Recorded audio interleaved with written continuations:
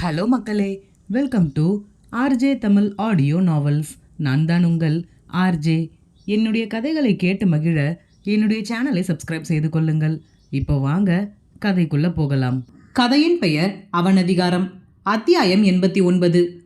ஆரியன், இவ்வளவு நாளா நீ எங்கே இருந்த? இப்போதான் என்னை பார்க்க வரணும்னு உனக்கு தோணுச்சா? உன்னை நான் ரொம்ப மிஸ் பண்ணேன் தெரியுமா என்று தனக்குத்தானே பேசியபடி தன் ரூமின் பால்கனியில் இருந்து வர்ஷினியை பார்த்து பேசிக்கொண்டிருந்தான்.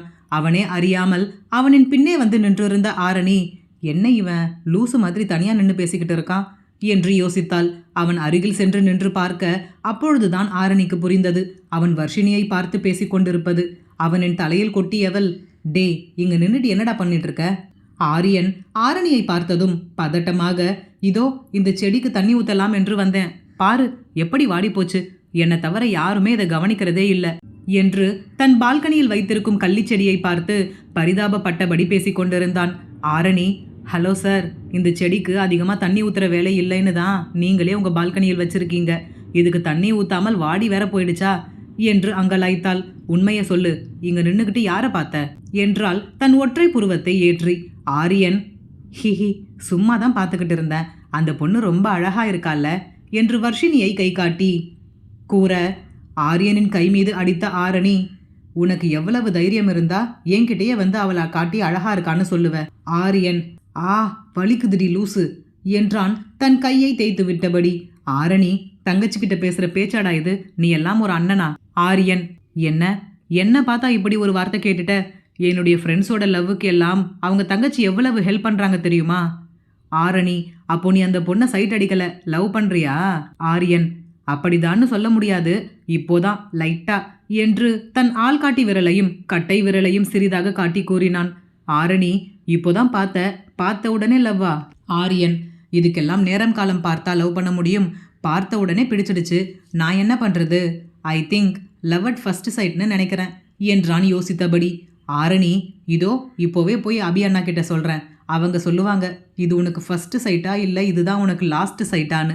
ஆரணியின் கையை பிடித்த ஆரியன், ஏய் ப்ளீஸ் டி, அப்படியெல்லாம் பண்ணிடாத, என்னை பார்த்தா உனக்கு பாவமா இல்லையா? இது வரைக்கும் எந்த பொண்ணையாவது நான் இப்படி பார்த்துருக்கேனா? யாரை பார்த்தாலும் மொக்கையா இருக்காங்களேன்னு தான் தோணும், ஆனால் இந்த பொண்ணை பார்த்த உடனே எனக்கு ரொம்ப பிடிச்சு போச்சு. ஆரியன் ஏதோ விளையாட்டுத்தனமாக பேசுகிறான் என்று ஆரம்பத்தில் நினைத்த ஆரணி அவன் உண்மையிலேயே பேசுகிறான் என்பதை உணர்ந்ததும், என்னடா நிஜமாவே அந்த பொண்ணல் நீ லவ் பண்றியா? ஆரியன், லவ்வான்னு தெரியல, பட் இப்போதைக்கு என்னுடைய க்ரஷ் என்றான் வெட்கப்பட்டு கொண்டு. ஆரணி, என்ன கருமமோ பண்ணி தொலை, ஆனால் தயவு செஞ்சு மறுபடியும் என் முன்னாடி மட்டும் இப்படி வெட்கப்பட்டு வைக்காத என்று விட்டு வெளியேறி விட்டாள். ஆரியன், இவளுக்கு பொறாம, நமக்கே இப்போதான் முதல் முறையா ஒரு க்ரஷ் கிடைச்சிருக்கு, அதை பார்த்து எப்படி பொறாமைப்படுறா பாரு என்று ஆரணியை திட்டியவன் மீண்டும் தன் வேலையை பார்க்க தொடங்கினான். அபிமன்யு அறையில் இருந்து கீழே இறங்கி வந்து பார்க்கையில் ஹாலில் யாரையுமே காணவில்லை. வழக்கமாக ஞாயிற்றுக்கிழமைகள் என்றால் ஆரணி, ஆரியன், யாழினி என மூவரும் ஹாலில் அமர்ந்து ரிமோட்டை எடுத்து வைத்து கொண்டு சண்டையிட்டு கொண்டிருப்பார்கள் அல்லது குடும்பமாக உட்கார்ந்து கதை பேசி கொண்டிருப்பார்கள். இன்று வழக்கத்திற்கு மாறாக வீடே அமைதியாக இருந்தது. ஞாயிற்றுக்கிழமைகளில் கூட அபிமன்யு பொதுவாக வீட்டில் தங்க மாட்டான். ஆனால் யாழினி வந்த பிறகு இவர்களின் கலகலப்பான பேச்சு அபிமன்யுவையும் கொஞ்சம் கொஞ்சமாக மாற்றி இருந்தது. இப்பொழுதெல்லாம் ஞாயிற்றுக்கிழமை என்றால் அது குடும்பத்துடன் செலவிடும் தினமாக அபிமன்யுவிற்கு தோன்றும் அளவிற்கு மனம் மாறி இருந்தான். அதற்கு முழு காரணம் வேறு யாரும் இல்லை, யாழினி மட்டும்தான். யாரையும் ஹாலில் காணாததால் கிச்சனை நோக்கி சென்ற அபிமன்யு மீராவிடம், மாம், எங்க யாரையுமே காணும் என்று விசாரித்தான். மீராவிற்கு பெரும் ஆச்சரியம். தன் மகன் முதல் முறையாக கிச்சனிற்குள் அடியெடுத்து வைத்திருக்கிறான் அல்லவா? ஆச்சரியமாக அபிமன்யுவை பார்த்தவர், என்ன அபி, கிச்சனுக்கு வந்திருக்க என்றார். அவன் கூறியதை முற்றிலுமாக மறந்துவிட்டு. அபிமன்யு, என்ன மாம் இவ்வளவு ஷாக்கா பார்க்குறீங்க? மீரா, உனக்கு ஞாபகம் இருக்கா அபி, இதுக்கு முன்னாடி நீ எப்போ கிச்சனுக்கு வந்தேன்னு? இதற்கு முன்பு வந்திருந்தால் தானே ஞாபகம் இருப்பதற்கு. மீராவிற்கு பெரும் மகிழ்ச்சி, தன் மகன் கிச்சனிற்கு, அதுவும் தன்னை தேடி. ஃபர்ஸ்ட் டைம் இப்போதான் நீ கிச்சனுக்கு வந்திருக்க அபி, இது எல்லாத்துக்கும் யாழினி தானே காரணம். அபிமன்யு, மாம், நீங்க எல்லா கிரெடிட்ஸும் அவளுக்கு மட்டும் தான் கொடுக்குறீங்க, எங்க அவள் ஆளையே காணும் என்றான் கண்களால் தேடியபடி. மீரா, அப்போ நீ அம்மாவை தேடி வரலையா, யாழினியை தேடி தான் வந்திருக்க என்றார் கிண்டலாக. அபிமன்யு, மாம், வர வர இந்த யாழினியுடன் சேர்ந்து நீங்களும் அவளை மாதிரியே மாறிக்கிட்டு வரீங்க. மீரா, நான் மட்டுமா மாறின, நீயும் தான் நிறைய மாறியிருக்க. அதில் அபிமன்யுவிற்கு மெல்லிதாக வெட்க புன்னகை அரும்பியது. மீரா, என் பையனை நான் எப்படி பார்க்கணும்னு ஆசைப்பட்டேனோ அதே மாதிரி மாத்தியிருக்கா அபி. எனக்கு யாழினி மாதிரி ஒரு மருமக கிடைச்சதில் ரொம்ப ரொம்ப சந்தோஷம் என்றார் மனநிறைவாக. அபிமன்யு தன் கட்டை விரலால் நெற்றியை தேய்த்தபடி தன் உணர்ச்சிகளை கட்டுப்படுத்தியவன், ஓகே மாம், எங்க அவளை காணும்? மீரா, சொல்ல மறந்துட்டேன் பாரு, அவளுடைய ஃப்ரெண்ட்ஸ் எல்லாம் வந்திருக்காங்க. எல்லாம் கார்டனில் உட்காந்து படிச்சுட்டு இருக்காங்க. அபிமன்யு, வந்துட்டாங்களா? ஆமாம், நேற்று கூட சொல்லிக்கிட்டு இருந்தா வராங்கன்னு. ஓகே மாம், அவங்க படிக்கட்டும். எனக்கு ஒரு காஃபி வேணும். மீரா, நீ ஹாலில் உட்காரு, நான் எடுத்துக்கிட்டு வரேன். அப்பா கூட உன்கிட்ட ஷைலஜாவுடைய மேரேஜ் பற்றி ஏதோ டிஸ்கஸ் பண்ணணும்னு சொல்லிக்கிட்டு இருந்தாங்க.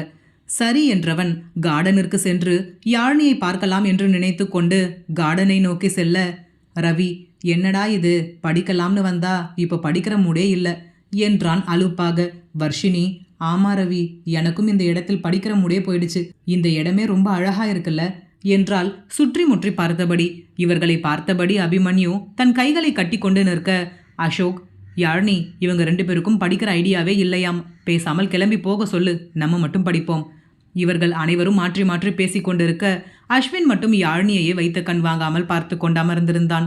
அது அபிமன்யுவின் பார்வையில் தப்பாமல் பட்டது. அதற்குள் மீரா உள்ளிருந்து அபி என்று அழைக்க அபி உள்ளே சென்று விட்டான். யாழினி, சரி வாங்க, எல்லாரும் ஒரு டீ குடிச்சிட்டு வந்து படிக்க ஃப்ரெஷ்ஷாக ஸ்டார்ட் பண்ணலாம் என்று அனைவரையும் அழைத்து கொண்டு ஹாலுக்கு சென்றாள். வர்ஷினி யாழினியின் கையை பிடித்து பின்னிழுத்தவாறு, யாழினி, யார் இந்த ஹேண்ட்ஸம் என்று அபிமன்யுவை கை காட்டி கேட்டாள். யாழினி, ஓ அதுவா, அதுதான் என் அத்தையுடைய ஃபர்ஸ்ட் பையன் என்று விட்டு உள்ளே சென்று விட்டாள். பிறகு அனைவருக்கும் டீ, ஸ்நாக்ஸ் என கொடுத்தனர். அபிமன்யு அஸ்வினையை நோட்டம் விட்டபடி அமர்ந்திருந்தான். அசோக் அபிமன்யுவிடம், என்ன சார், நீங்க என்ன பண்ணுறீங்கன்னு சொல்லவே இல்லையே? அபிமன்யு, நீங்க கேட்கவே இல்லையே, பிஸ்னஸ் பண்ணுறேன். அசோக், அதான் சார், என்ன பிஸ்னஸ் ஏதுன்னு ஒன்றும் சொல்லலையே. அபிமன்யு, என்ன பிஸ்னஸ்னு சொன்னால் என் கூட பார்ட்னர்ஷிப் வச்சுக்க போகிறீங்களா? அசோக், அதுக்கு இல்லை சார், சும்மா ஒரு ஜென்ரல் நாலேஜுக்கு தான் கேட்டேன்.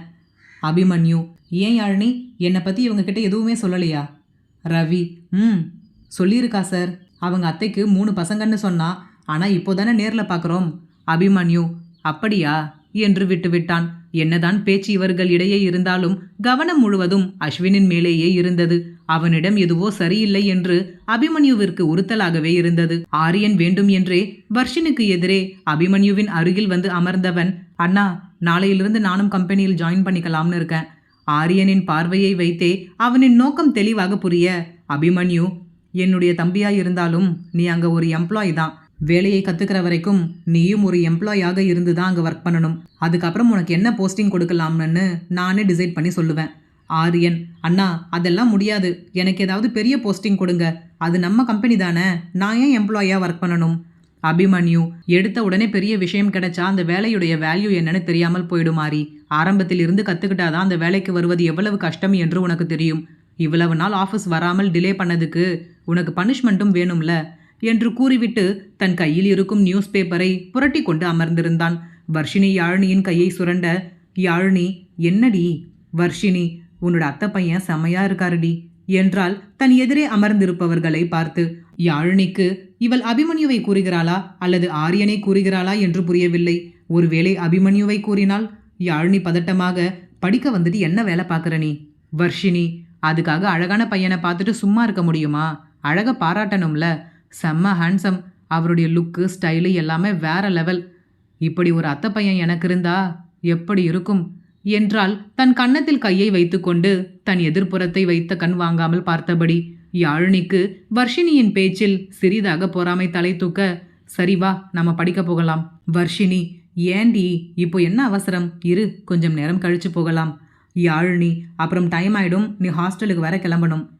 வர்ஷினி, அதெல்லாம் ஒன்றும் பிரச்சனை இல்லை, நான் உன் கூடவே ஸ்டே பண்ணிக்கிறேன், நாளைக்கு போய்க்கிறேன் என்றால் தன் பார்வையை சற்றும் அகற்றாமல்.